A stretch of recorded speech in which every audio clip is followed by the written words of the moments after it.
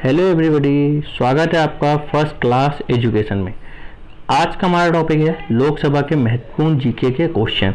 कल हमने देखा था कि लोकसभा क्या होती है, लोकसभा कैसे कार्य करती है, इसका गठन कब हुआ था, यह सारी जानकारी हमने कल के वीडियो में ली।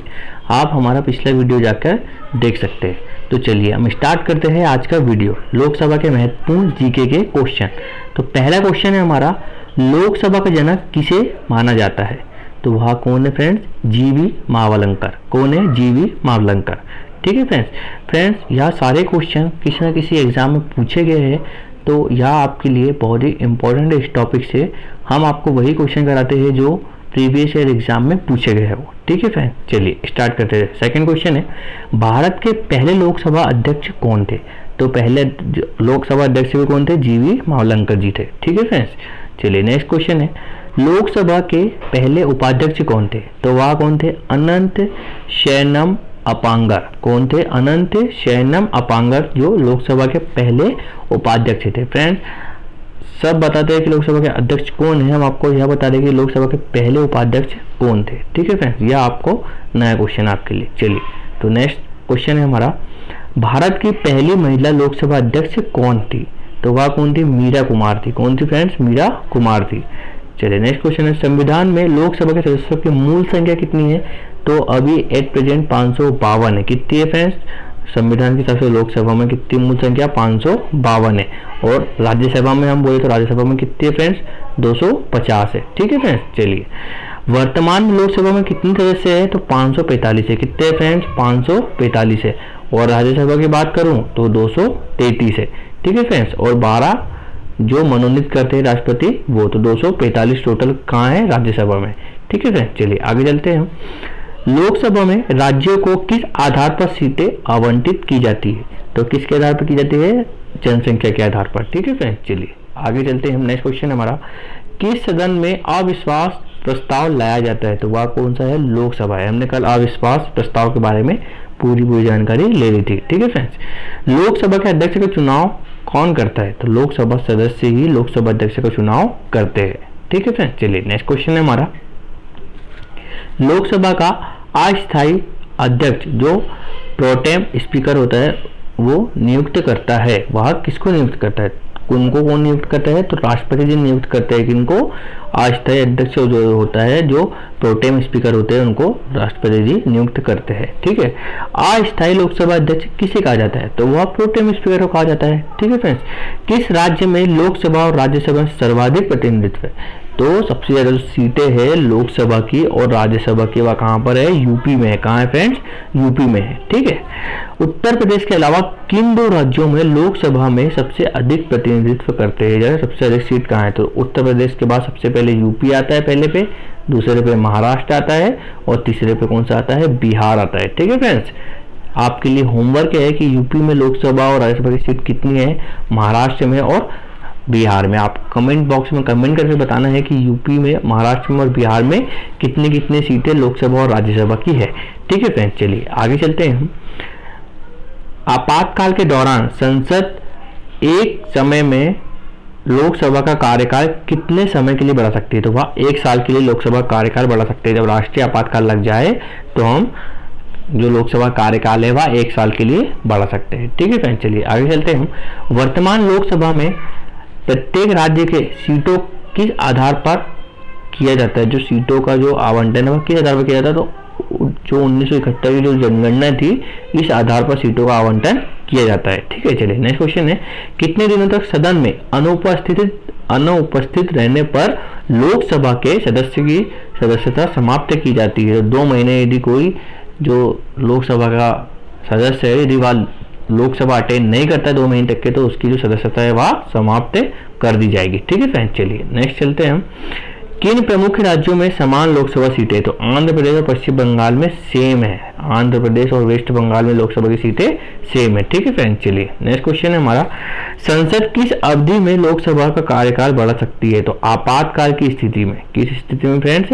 आपातकाल की स्थिति में संसद लोकसभा का कार्यकाल बढ़ा सकती है। ठीक है, किस राज्य में लोकसभा सदस्य की संख्या सबसे कम है? नागालैंड, सिक्किम और मिजोरम, इनमें सबसे कम है। ठीक है।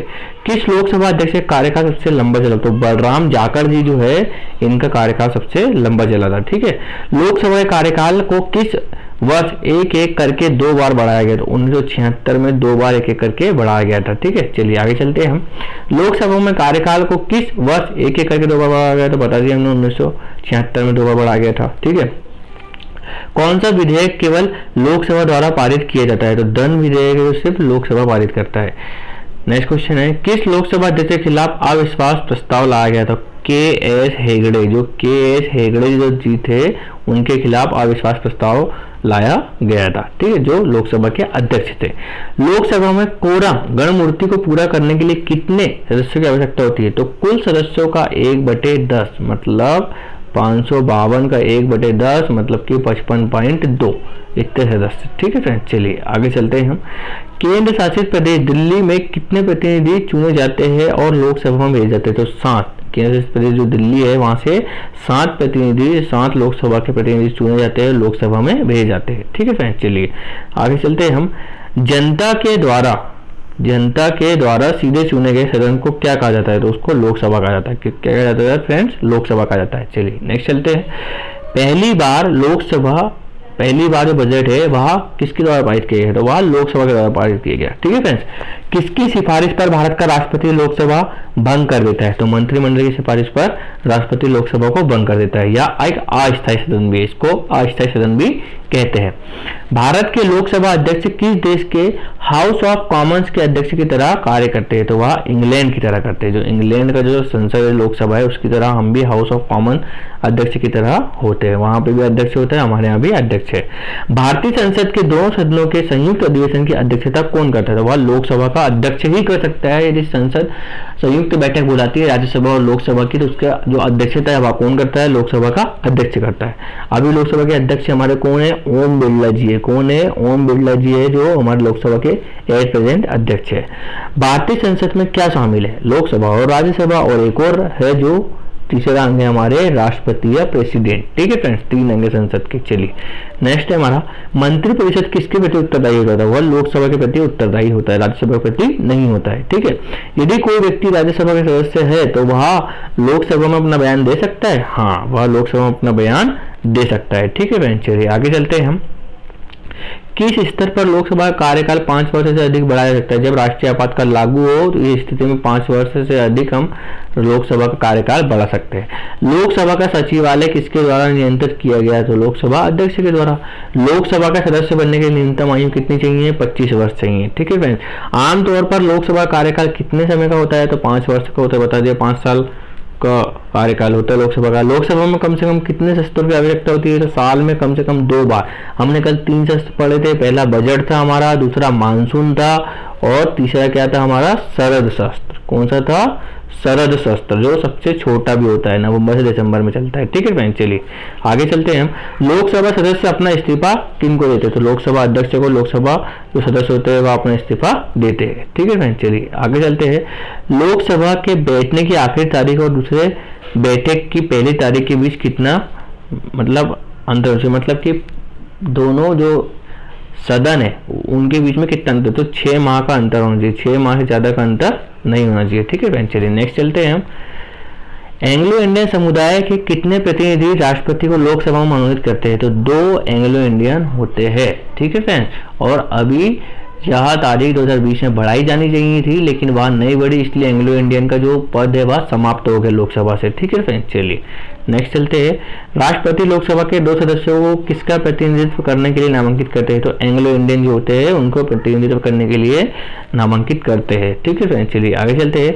लोकसभा के लिए पहला आम चुनाव कब आयोजित हुआ? तो 1952 में लोकसभा का पहला आम चुनाव आयोजित हुआ था।